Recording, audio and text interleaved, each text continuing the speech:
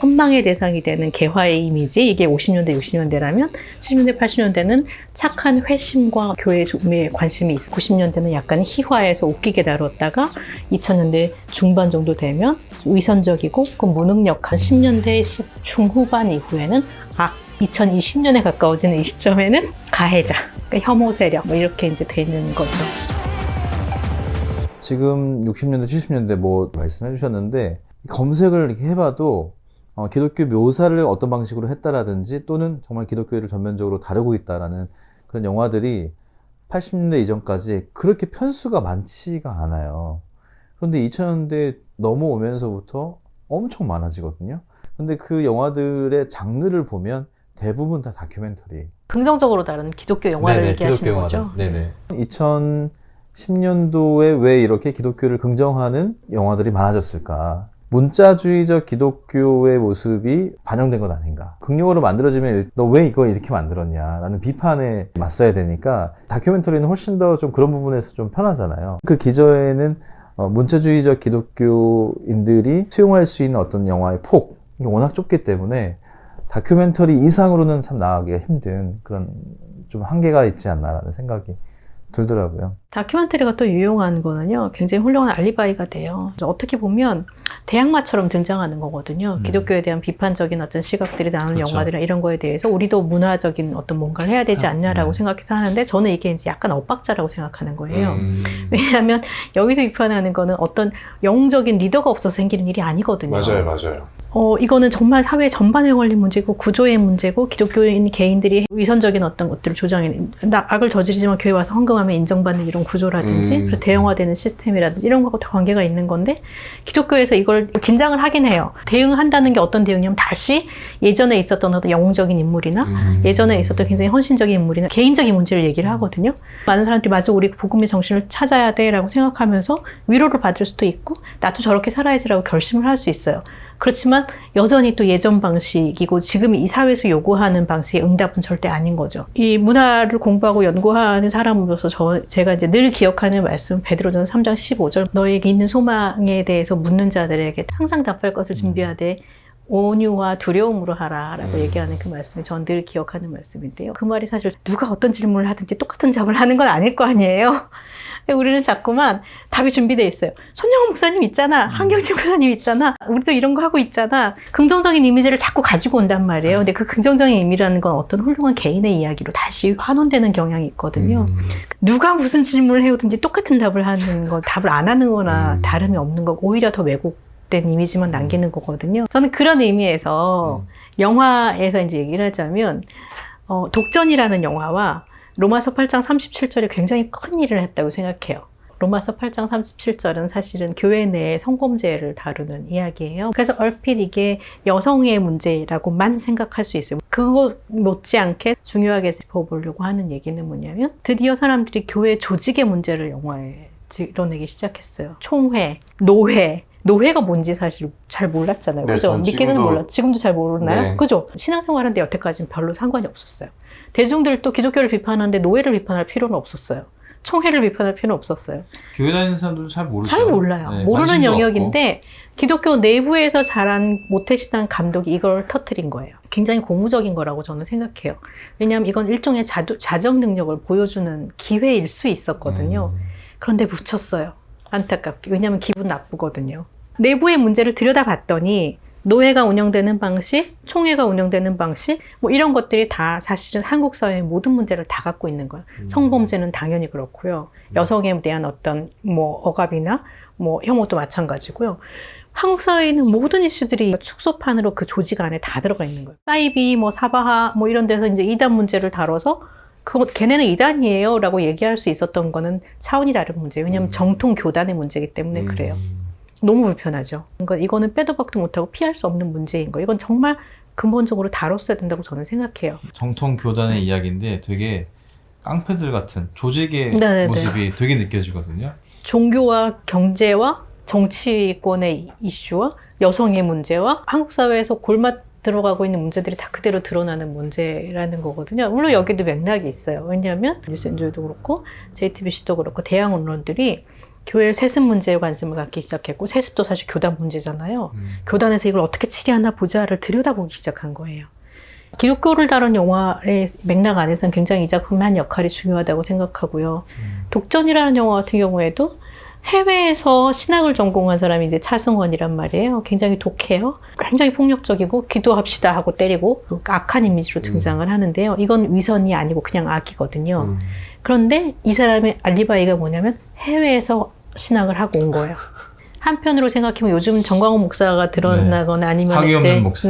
사랑 많은 교회에서 얘기하는 네. 이게 문제들이 표면으로 드러나고 있는 거잖아요. 이게 대중영화에서 그걸 다뤘다는 거죠. 정통성을 의심하기 시작했어요. 그러니까 교단의 정통성, 목사의 정통성.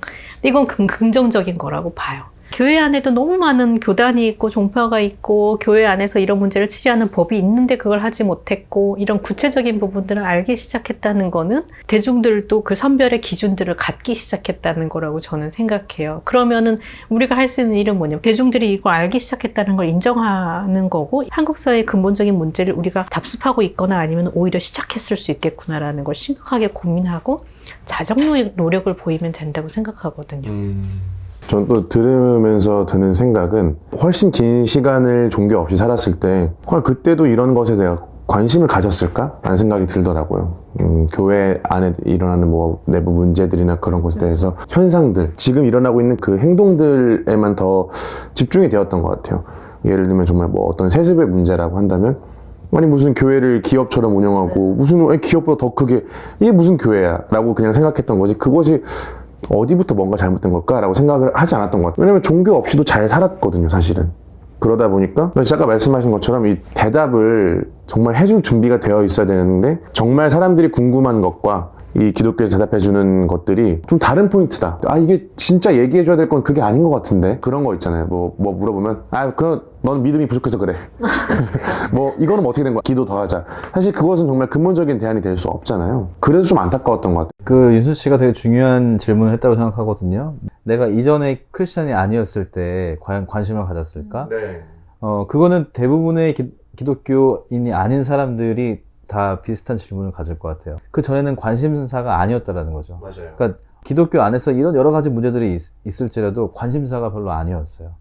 그런데 최근에 KBS나 JTBC에서 교회 이슈들을 더 많이 얘기를 하고 있거든요. 더 이상 교계 안의 관심사로 머물지 않고 있다는 것, 그 부분 되게 중요한 것 같고. 근데 영화나 드라마나 이런 것들이 하는 일들은 사실 뭐라고 할 수가 없는 것이 싸우자고 하는 건 아니거든요. 맞아요. 비판하려고 하거나 작심하고 만드는 어떤 뭐 그런 동기가 있는 작품들 뭐 빼고는 대중적인 영화에서 슬쩍슬쩍 이렇게 맞아요. 다루는 거는 이 정도는 지금의 대중이 용인할 만하다라고 심지어 정말 아까 기독교인이 아니었을 때는 볼 수 없었던 걸 그냥 당연하게 여기는 거예요. 맞아요. 기독교인들은 다 걸리는 거죠 그게. 근데 어쨌든 그냥 일반적으로 보기엔 너무 평범한 서술이고 평범한 재현 방법이라는 점에서 봤을 때 이런 점들이 오히려 이제 우리에게 경각심을 주는 요소가 돼야 되는 거는 맞아요. 그 사건이 있었기 때문에 이런 드라마가 만들어진 것이 아니라 정서가 모방이 되는 거죠. 예전에는 그래도 기독교 너네는 이러면 안 되는 거 아니야?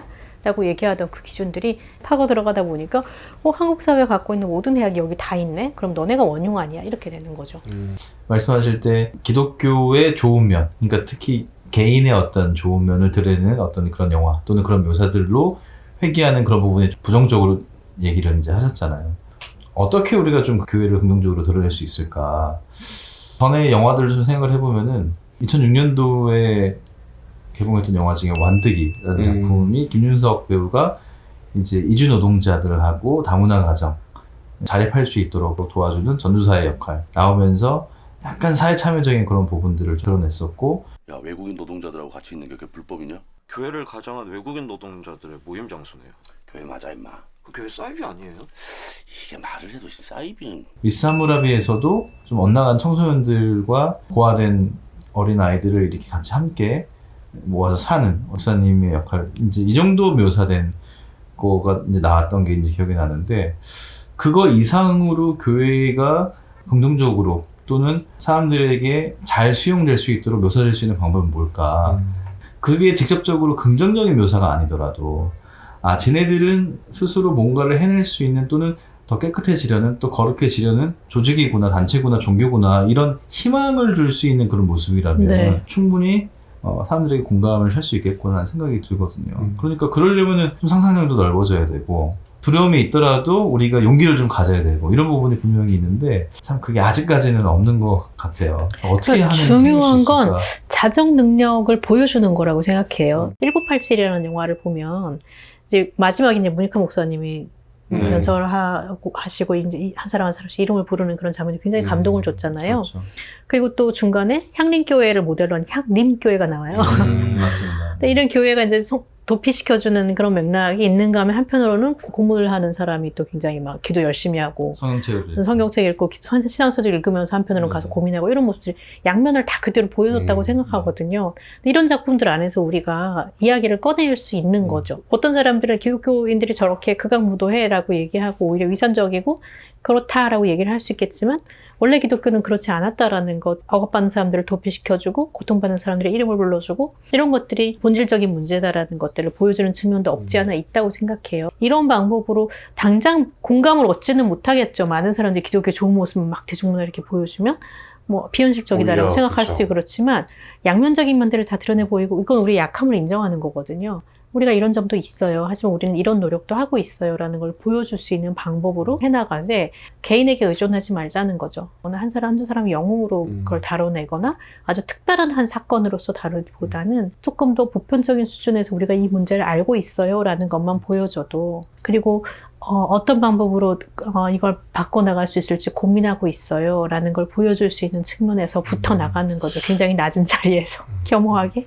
이 간극을 좁히기는 진짜 너무 어려울 것 같다는 생각이 들었어요. 아까 말씀하신 것처럼 이게 기독교를 표현하는 것이 기독교 싸우자, 아니 기독교는 이런 거야, 이게 아니라 사람들이 진짜 이 정도는 용인할 수 있고 이해할 수 있으니까. 그러니까 어떤 잘못을 했을 때 그냥 이 한 사람을 보면은 이것이 별것이 아닐 수도 있고 그냥 넘어갈 수도 있는 것을 얘 크리스찬이네? 크리스찬이 이런단 말이야? 이렇게 되니까 요즘에는 크리스찬이 이런단 말이야가 아니라 크리스찬이니까 저러네. 참 마음이 아프네요. 마음이 참 아픈 일이네요. 예를 들어서 그 근원 목소리에서 아이가 유괴를 당했는데 교회에 다니는 사람들이 집단으로 가가지고 예배를 드린다라고 하면서 이런 고난을 당해도 우리는 감사해야 된다. 그럼에도 불구하고 우리는 기뻐해야 된다. 이렇게 설교를 한단 말이에요. 그리고 난리가 나죠. 그건 이제 예배 끝나고 나서. 그거 사실 공감 못하는 사람들이 사이코패스고 또 소시오패스이기도 한데 그 사람들의 어떤 삶이나 상황들이 인정받지 못하고 공감되지 못하는 그런 상황 속에서 복음이라는 말은 왔다 갔다 하는데 저는 그게 그 가슴으로 와닿지 않더라고요. 교회를 다니는 개개인만 뭐 열심히 한다고 해서 해결될 문제는 아니고 교회도 바뀌어야 되고 교회 신학도 바뀌어야 되고 많은 사람들이 정말 노력을 해서 서서히 바꿔 나가야 되는 문제인 것 같아요. 그래서 저는 우리도 그렇고 문화 콘텐츠를 만드는 사람들도 그렇고 교회도 마찬가지고 정말 우리가 관심 가져야 할 것은 하나님의 인간성인 것 같아요. 그러니까 하나님이 그냥 저기 머물러 계시지 않고 완전히 인간이 되시려고 이 땅에 오신 거잖아요. 그래서 그 하나님의 인간됨에 대해서 우리가 충분히 선착하고 고민하고 생각해야 되는데 자꾸 말하면 자유주의다. 제일 이상하다. 인본주의다. 사실 그렇게 몰아가 버리니까 우리가 이런 자정 능력을 보여주려고 해도 그게 잘 안 되는 것 같아요. 환영도 잘 못 받고 말씀하셨던 로마서 8장 37절 같은 영화들이 좀 환영받으면서 사람들에게 받아들여지고 또 그게 또 이야기 되고 또 다른 작품들도 계속 나올 수 있는 그런 분위기가 좀 만들어지면 좋겠네요.